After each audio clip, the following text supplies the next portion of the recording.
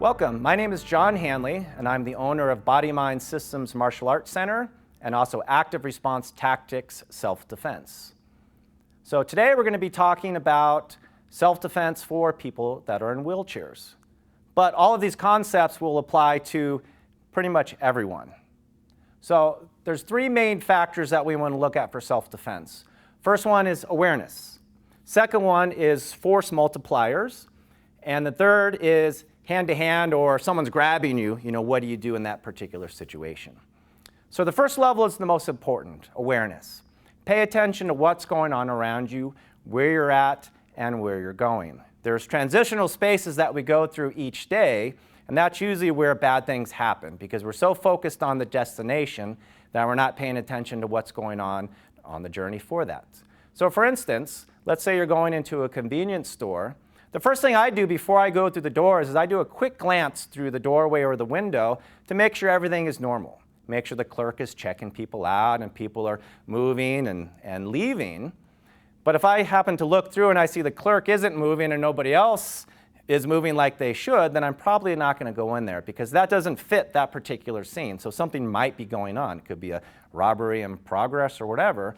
And I don't want to interject myself into that situation. So I'll avoid that and then maybe go get help or whatever, it depends on the situation. But whenever you're in any type of environment, always pay attention to kind of what's the norms, what are you expecting in that environment, and if something's a little bit off, then pay attention to your instincts, right? Don't just play it off as like, oh, that couldn't happen to me. No, it could happen to a lot of people. But if you're more aware as to what's going on around you, you can avoid things before they start to take the next level, okay?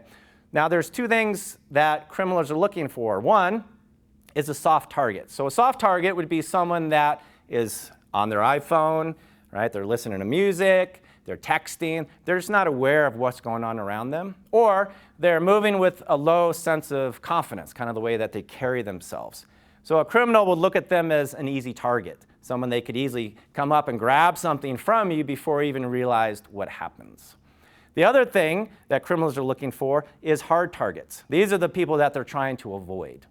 So a hard target is someone that's got their head on a swivel. They're paying attention to what's going on around them. They're putting their phone and their valuables away. They're not showing off things that a criminal might want to take. And they're always constantly moving to their destination. They're not just staying still. Now also with that is you want to be able to see what's going on around you, but also listen. So make sure everything sounds normal. If you hear a weird noise behind you or whatever, it's best to take a quick glance and make sure everything's okay. Or you can use reflections off storefronts or cars and things like that too if you're not able to turn all the way around. But just really pay attention to what's going on around you and you can avoid a lot of issues. But the other good thing with that too is now you're practicing paying attention to the good stuff too. Oh, I never saw those flowers there. That's a really cool building. So it'll build up your awareness of what's going on around you beyond just self-defense, but you're also going to be able to pay attention to a lot more things that will be good too for you. And one more thing to be aware of is criminals will test you. So they might approach you and ask you for a cigarette, the time, or things like that to distract you. So what I recommend is it's okay to be a little bit rude to people. So I always say, no, I don't have the time, or I don't smoke, or anything like that, and I just keep moving. Because if they keep pressing, if they keep following you, then obviously there's something wrong with them. A normal person would let you go and go and deal with somebody else. So remember, it's okay to be rude. We've been taught as young to be polite to everybody, but when you're out in the street and if you have a bad feeling about someone who just doesn't sit right, then just get out of that situation. Don't worry about being rude in that particular situation. Okay, the next thing we're going to be talking about are force multipliers. So there's two that I really recommend for most everybody to carry. So one is a personal alarm, and what they are, it's got a little keychain on here, so you pull this and it emits a very high-pitched sound. So the whole point of this is to make as much noise as possible to get attention so people can actually come help you. They come in different sizes. This is a small little one that you can carry. This is a little bit bigger. It's got a flashing light and it's considerably louder. Okay, but what you could do with this one is just put it on your wrist and you can clip this onto your chair or a piece of clothing and just pull the cord if someone starts to attack you or they just keep pestering you and you need to get out of that situation. So let me just pull this so you can kind of see what it sounds like. So you're going to be hearing that blocks away. Okay, but it's just a very simple thing to carry. Now the second thing is pepper spray. So there's different types of pepper spray. I have 3 different types here. One is a baton that you can use as striking, right, if you need to, and then be able to spray someone. I've got one here. It's got marking dye in it also. And it doesn't have a safety on it, so you have to be careful with this type. This is something you can clip onto your chair, but it wouldn't be something you would carry in a pocket or a purse because there's a good chance that it would go off. And the third one is a very simple keychain one, which actually has a thumb trigger here. So you click that over and then spray. Now there's 3 main types of spray or streams the way that it comes out. So the first one comes out almost like a water gun. So it comes out in a stream. The second one comes out like a fog. So it covers much more distance. And the third one comes out more like a gel. So the most common one would be the stream, which is this one here. Problem with that is you have to be a little bit more accurate with it. So make sure that you spray the face and the eyes. A fogger will have more of a cone shape going out, so you can definitely get more attackers at the same time. But the problem with the fogger is cross-contamination. So if there's any wind, it could actually come back and get you. And the third is a gel, which actually goes very far. It goes further than the stream one. And what it does, it sprays, almost kind of like a shaving cream type of thing, goes on the face, and once it gets the heat of your body, it just starts to melt. And what does most people do when they get stuff on their face is they try to get it off, and they actually start to rub it in more. So it starts to get worse the more that they rub it. Now the gel is something that you would want to definitely have for indoors. So the spray, and especially the fogger, could go into the HVA system and actually affect everybody in that building, whereas a gel keeps it a little bit more stationary with where you sprayed. So it's kind of important to understand the different ones when you're out there. The other thing that you need to be aware of when you're using pepper spray is, can you actually deploy it with your thumb? Do you have the strength and dexterity? Because everyone's a little bit different. One story was about 1.5 years ago, I was teaching a seminar for a group in wheelchairs, and there was one person who was convinced that if they got into a situation, they're going to use their pepper spray. I said, that's great. Have you actually practiced with it? And he said, no. He said, I know how to use it and all that stuff. So what we did is we actually went out and we tested it out, and he didn't have enough strength in his hand and his thumb to deploy it or to depress the thumb part with it, and saw that it actually wouldn't work for him. It would be a hindrance. It would actually be taken away from him in a situation. So we talked about, okay, what are some other things that you can use besides pepper spray? Because obviously he doesn't have the dexterity or the strength to do that. So it's very important when you buy pepper spray is buy 2 containers. So one that you go out and you practice with at least once a year, so you can see how it comes out, how far it shoots, how many sprays you have, and that you can actually make it work. And you can use the thumb safety if it has one of those. And then have another one that you keep. And then carry that for the year. And then at the end of the year, buy a new one. And the one that you were carrying that year, go outside and practice it, again, to make sure that you're using it, you understand all about it. And then you have that new one that you carry. So each year, you can buy a new one. Now, it's not like they're going to go bad, but you just want to practice. You want to make sure that you're confident with it before you actually have to use it in a real-life situation. And the other thing about pepper spray, it's not a be-all, end-all. It's a deterrent. Some people it affects a lot. Some people it doesn't affect that much. So it's not like it's going to completely stop them dead in their tracks.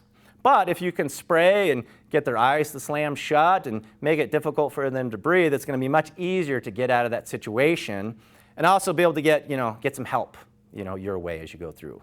But just understand it's a tool, but it's not going to affect everybody the same way. Okay, now for this last part, I want to introduce Rachel and Robin. So they're going to be assisting with this. We're going to work on the actual hands-on now self-defense. So if somebody starts attacking you, grabbing you, what things can you possibly do? So the first thing I want to work on are 3 fundamental hand attacks. Okay, so Rachel, the first one that we're going to do is we're going to make a fist, and then using this part of her hand here, it's called a hammer fist. Okay, so there's different ways that you can use it. I can use it like a kind of a forward and down. I can also use it hitting sideways. But for today, let's hit the pad. We're going to do a little bit more of a forward and down as though you're hitting somebody on the bridge of the nose. Okay, so let's try that a few times. Right, now if you can add just a little more shoulder extension as you hit. There you go. Right. That's it. Okay, now the next attack is a palm strike. So what we're going to do is have the hand open. We're going to hit more with a little more of the heel of the hand, okay, but this whole area here. So we're going to be aiming towards the nose or the chin. So coming more of like an uppercut type of thing. So Robin, if you can hold the pad this way, and then Rachel can give it a try. Right, and then same idea, just a little bit more shoulder extension. Right, you're trying to go through them. That's it. Okay, and the last attack we're going to work on is attacking towards the eyes. So what we're going to do is have the hand out and just put the fingers together, kind of fold them over to make this solid, almost like a spear tip. And all you're going to do is just aim right towards the eyes with that. Now, if you can poke the eye, that would be better. But even just the action of going towards the eyes is going to make the eyes close, which will make it easier to go to a stronger attack or be able to pull your pepper spray or your personal arm at that point. So we'll hold the pad, just hold a little bit or hit a little bit softer with those fingers. That's it. Right, so if somebody is up in your face or trying to attack you, my normal attack would be go for those eyes first and then follow up with one of those stronger attacks. Okay, so Robin's going to grab Rachel. Now, with this particular grab, the weak part of the grip is right here between the thumb and first finger. So what Rachel's going to do is grab her own hand. She's going to bring her elbow towards Robin's arm. Exactly. So that's where that leverage point is. So hold on a little stronger now. So she's going to grab, bring the elbow forward. Good. Now, see if you can turn just a little bit. Think like you're going to attack her arm with your elbow. There you go. Right. Try one more. Try to attack that arm. Right. Okay. Now the next one is you're going to reach across and grab the other. So now what I want you to do is you're going to turn your palm up like you're holding on to a tray of food. There you go. Now I want you to stay at this point right here. Now the weak part is over here, so take your other hand and push that arm away. Exactly. So, okay, so try it again slow. So flip the palm up and then push away. Good. Now try a little bit faster. Good. Try one more. That's it. Okay, now the last one we're going to work on, which is it's a little bit scarier, is if somebody grabs you from behind. Okay, now obviously it's best not to let somebody sneak up behind you, but things happen.